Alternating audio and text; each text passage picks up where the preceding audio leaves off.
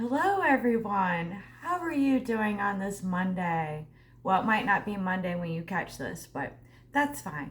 My name's Victoria, and I am co owner of OTR Smokehouse. We are a little food truck with big dreams, serving really good food of the smoked grilled varieties. And I thought I'd talk to you today about how we came up with our name. Um, I thought I did one of those here, but I don't think I did. So here I am talking about how we came up with OTR Smokehouse. What an odd name. Why are you just using initials? Well, I'll tell you. So eons ago, way before I met my husband, when back in his younger days, he found a Mercury Capri in the woods, and he bought it, and he gutted it, and he turned it into a drag car. So him and his buddies, they started drag racing over at Norwalk, and they would do the bracket racing, and they were really good. I think one year they actually won second place. He would have to tell you more about that because I was not around for that. We didn't know each other way back then. I kind of wish we did because that would be a lot of fun. Going out to the racetrack for the weekend. Um, I have experienced it with him a little bit, not with bracket racing, but we've gone to Norwalk for their Night Under Fire. Back in the day, they used to have it open for all the classes for the drag cars. But now, as of late, they've toned it down. They've lessened the amount, so we don't go anymore. But we used to go for the weekend just to have fun, take the car out, let it breathe and run free, and just have some fun. So we would be there for the weekend, and it was just a blast. And that community of racers, you think they wouldn't help each other because they're running against each other, but if you don't have competition, then it's no fun, right? So they really helped each other out. If someone needed a part or if they couldn't figure out what was wrong, they would come together and try to figure out how they could help that driver so that they could go out and compete. Um, so we had a lot of fun. So his team, they had to come up with a name for their team. So the name of the team is On Top Racing. And of course, over time they shortened it to OTR. So everyone knew them as OTR. Oh, that's OTR. OTR with the Capri. Him and his buddy, they had similar cars. They weren't both Capris. I forget what the other one was, but they were very similar cars. Probably a Mustang. And they were the same color. So they would mess with people at the track because they didn't know who they were racing, which car it was. So, they had a lot of fun. These are just some stories that I think I remember correctly. But anyway, so years go by, Jody and I meet. Um, we lived in Florida for a time, and then we came back up to Ohio, and for a very short time, then we ended up going to Louisiana. My cousin worked in the oil field, so my husband was able to get a job, so we moved to Louisiana. We were there for 9 years. It's too hot, too terribly hot to cook in the kitchen in Louisiana, so we would grill outside. The first year we were there, I bought him a present for Father's Day. It was a smoker and a charcoal grill and then a propane grill with a little side burner all in one unit. And at that time, it seemed monstrous. But compared to what we have now that we use for our business, that was small potatoes.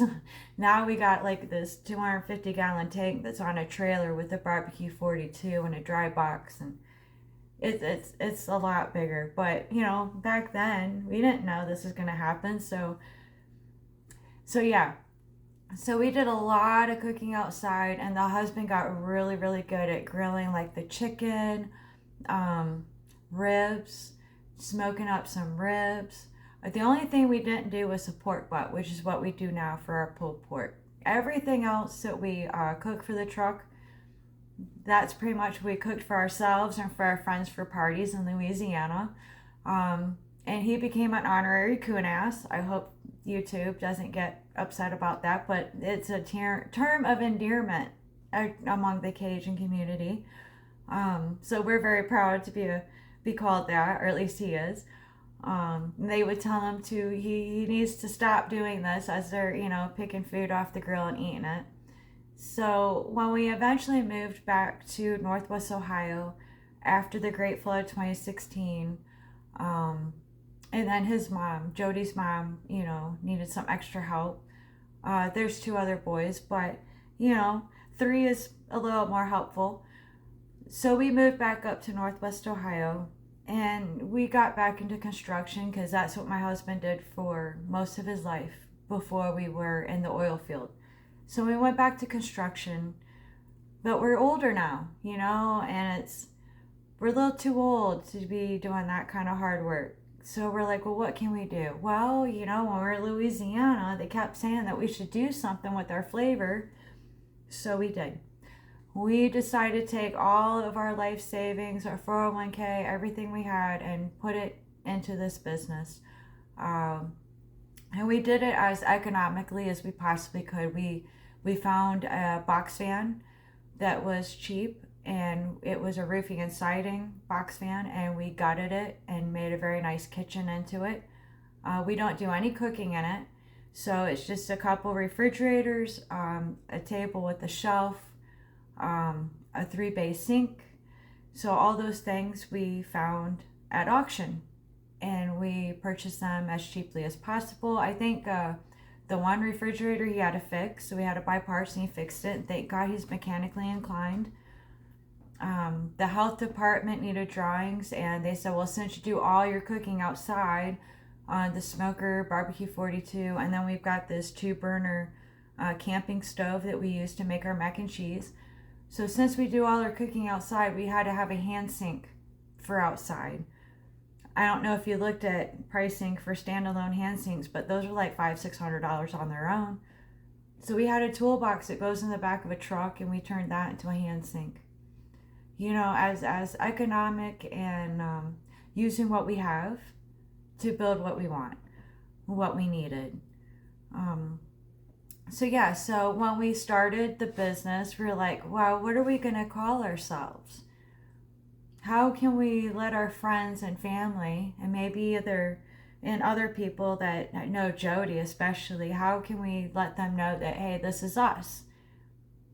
Well, what if we use the OTR? It could be OTR Smokehouse. Ooh, that sounds really cool. OTR Smokehouse, I like it, but what does the OTR mean?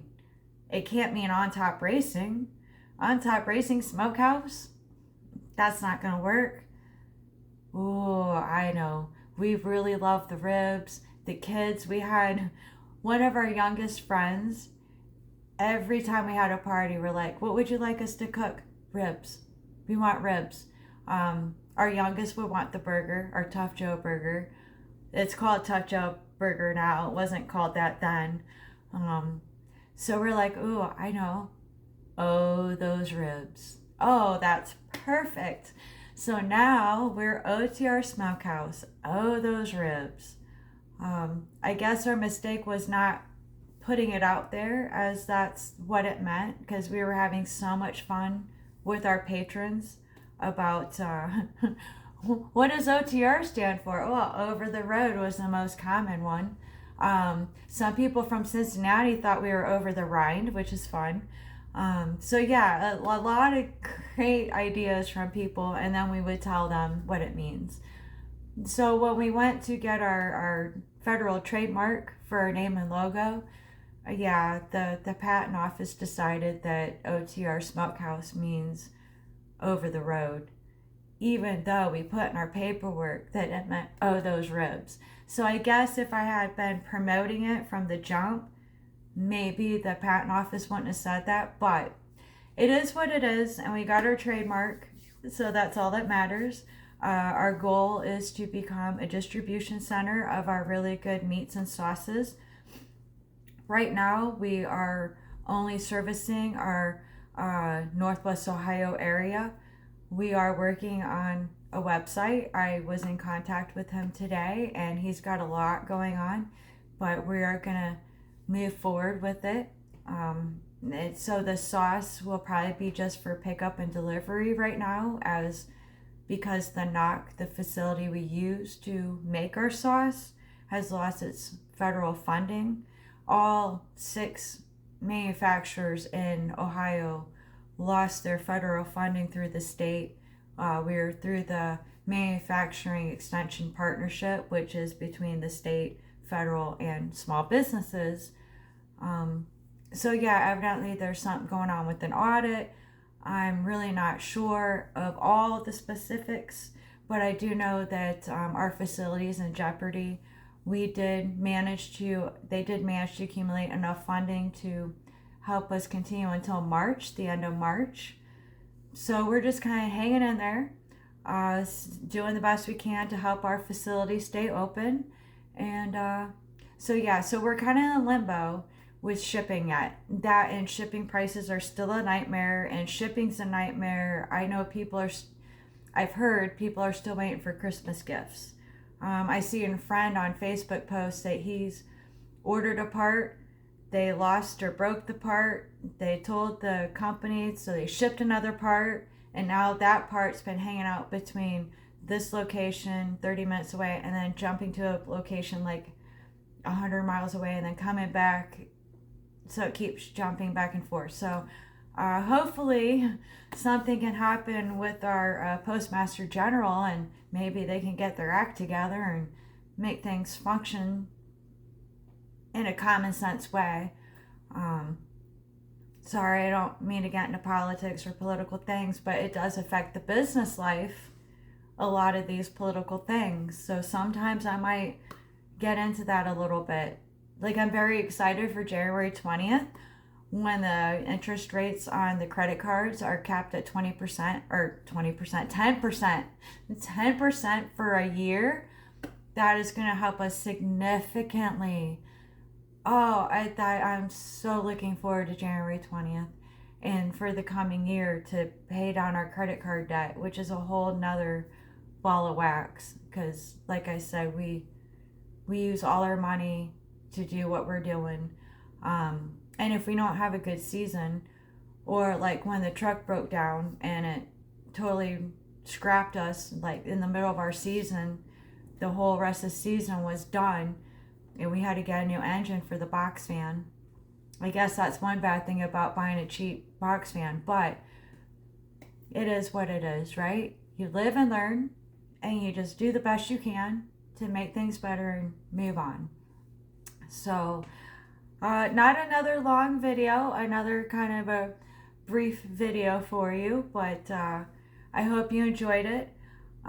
Please, if you could, give me a like, give me a comment, maybe subscribe.